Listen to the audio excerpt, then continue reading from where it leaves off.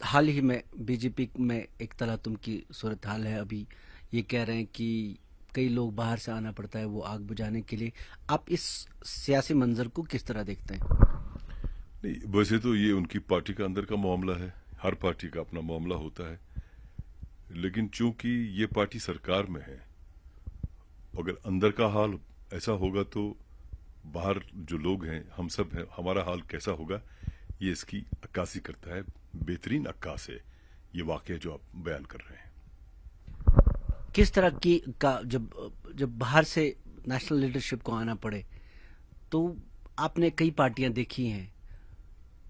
इस वक्त का जो सियासी मंजरनामा है, पार्टियों को आपने बनते भी देखा है, बिगड़ते भी देखा है।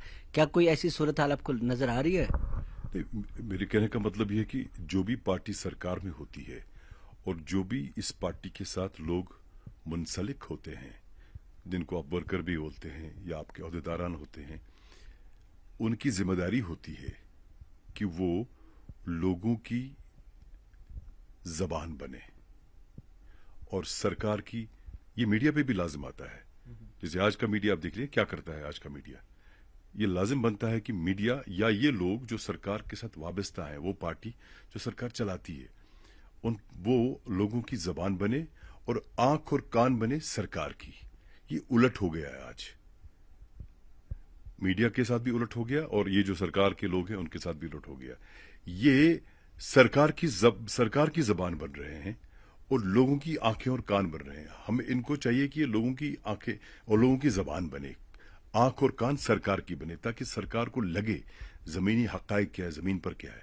तो इसीलिए मैं कह रहा हूं ना, इसको हिंदी में विडंबना बोलते हैं, आयरनी है ये, कि अ, आप जिनको लोगों तक पहुंचना है, लोगों के साथ तालमेल बनाए रखना है, लोगों की पीड़ा दर्द को सरकार तक पहुंचाना है, वो खुद अंदर के शिकार, मसाइल के शिकार हैं। अगर वो अंदर मसाइल के शिकार हैं तो बाहर के लोगों का क्या हाल होगा, इसका आपको अंदाजा खुद ही होगा। कई तबसरे चल रहे हैं, कई चमगोइयां भी चल रही हैं कि एक नई पार्टी का वजूद अमल में आ रहा है।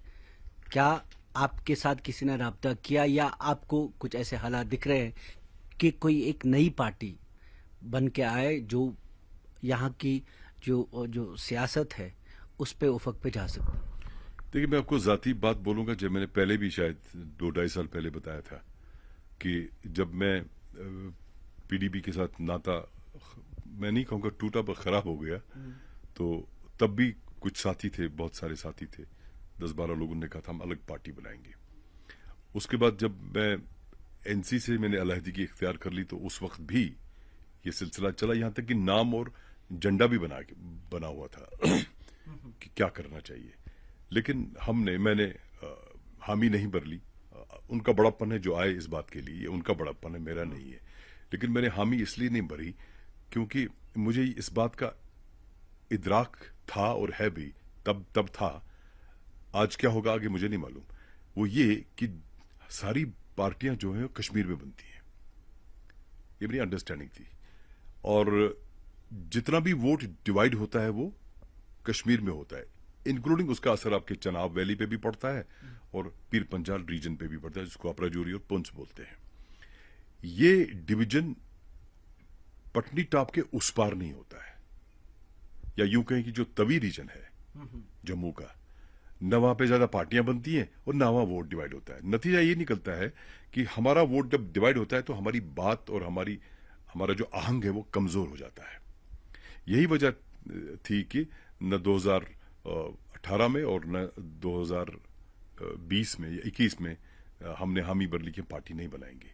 यही एक सोचा कि जो भी पार्टी है यहाँ पे ऑलरेडी है, उनकी प्लेटफॉर्म पे जाके मजबूत करें। लेकिन अब जो कि सोच अलग होती है, तरीक़ाकार अलग होता है, वतीरा अलग होता है, सलीका अलग होता है, सबका अपना अपना होता है। तो आज की तारीख में मैंने अभी किसी पे बात नहीं की, इसलिए कि मैं अभी बहुत खामोश बैठा हूं।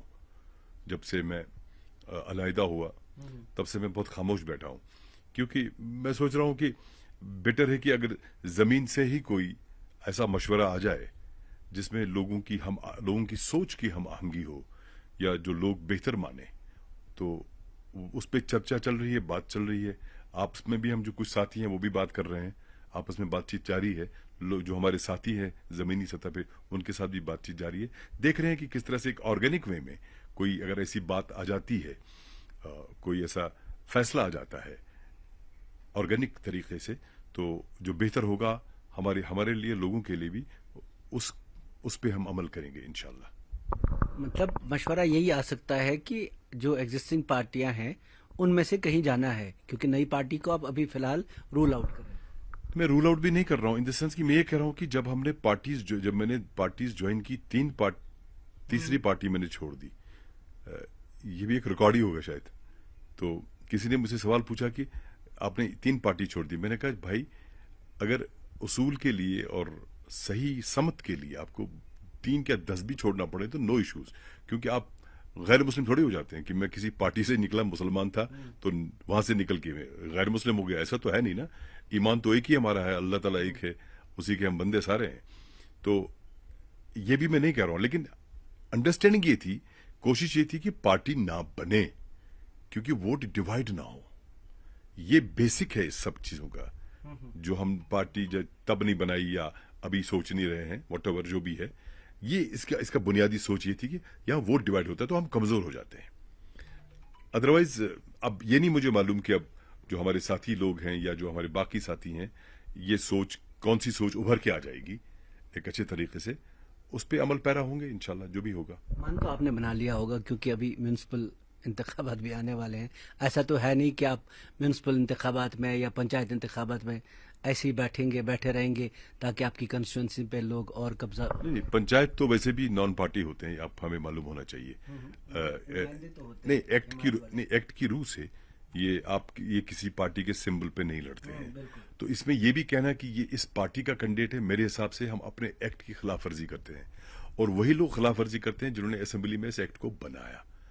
हाँ, आप ये कह सकते हैं कि ये आदमी है, इसको सपोर्ट कर लीजिए, अच्छा आदमी है, वो अलग बात है। लेकिन आप पार्टी की अगर आप इसको शक्ल सूरत दें पंचायत को, तो वो गलत है, वो उस एक्ट के खिलाफ वर्जी है। एक हाँ, म्यूनिसिपल में है, इसमें कोई शक नहीं है। अब देखते हैं आगे क्या होता है, अभी थोड़ा टाइम है।